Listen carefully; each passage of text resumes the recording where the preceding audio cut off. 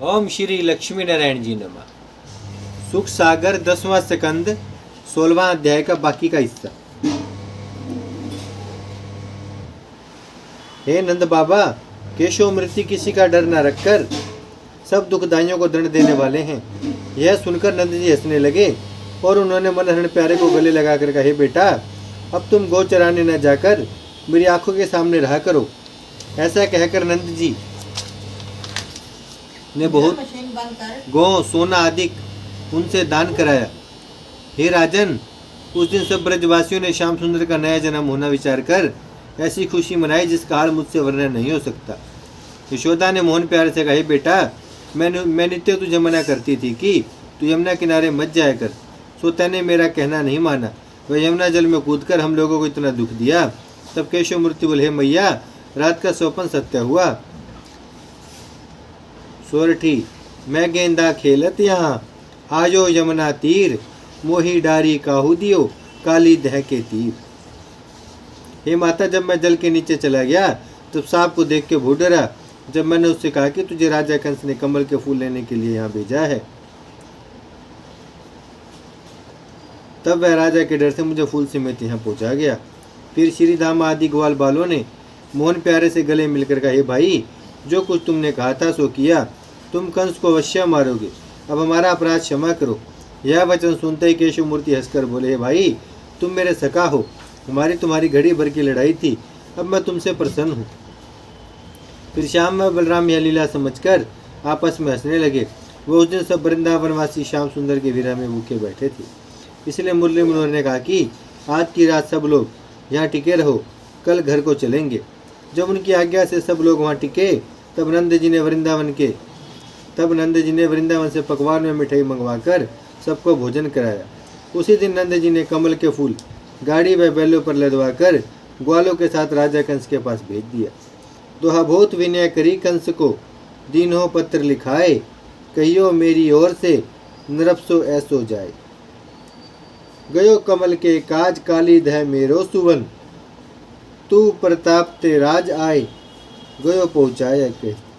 हे राजन, जब ग्वाल बालों ने कमल के फूल चिट्ठी समेत कंस के पास पहुंचा दिया, तब कंस कमल के फूल देखकर और पत्री बाजकर बहुत डरा। उसको विश्वास हुआ कि श्री कृष्ण जी परम ब्रह्मा का अवतार है, इनके हाथ से मेरे प्राण ना बचेंगे। ऐसा विचार कर मन में बहुत उदास हो गया। पर नंद जी को शिरोपाव देकर ग्वालों से विदा करते समय कहा कि तुम नंदराय जी से कह देना कि हम एक दिन उसके बेटों को बुलाकर देखेंगे। जब ग्वालों ने आकर वहाँ का संदेशा कहा, तब नंदादिक सब वृंदावनवासी बहुत प्रसन्न हुए। दोहा कहत श्याम बलराम सो, हंसी हंसी करी यह बात, नरप हम तुम देखन लिए, कहे हो बोला वनतात।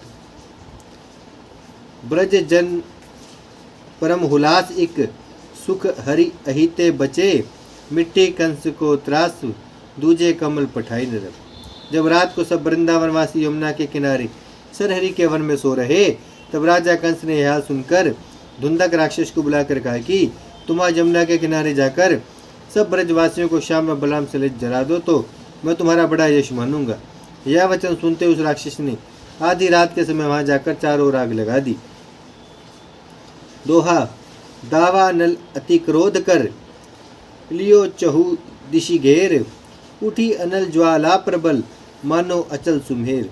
जब पशु पक्षी व वृक्ष उस आग में जलने लगे, तब नंद व यशोदा आदि ब्रजवासियों ने नींद से चौंक कर क्या देखा कि चारों ओर से आग दौड़ी चली आती है, कोई राह भागने की दिखलाई नहीं देती।